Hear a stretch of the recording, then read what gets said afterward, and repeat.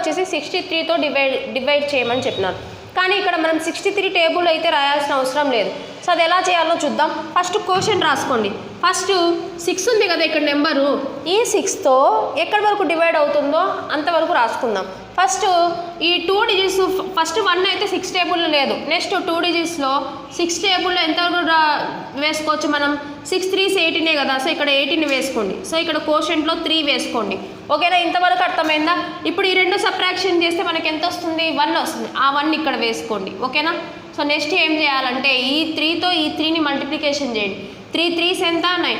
15లో నుంచి 9 తీసేస్తే ఎంత వస్తుంది? 6 వస్తుంది. ఇప్పుడు 6తో మళ్ళీ ఎన్ని టైమ్స్ వెళ్తుంది? 1 టైం వెళ్తుంది.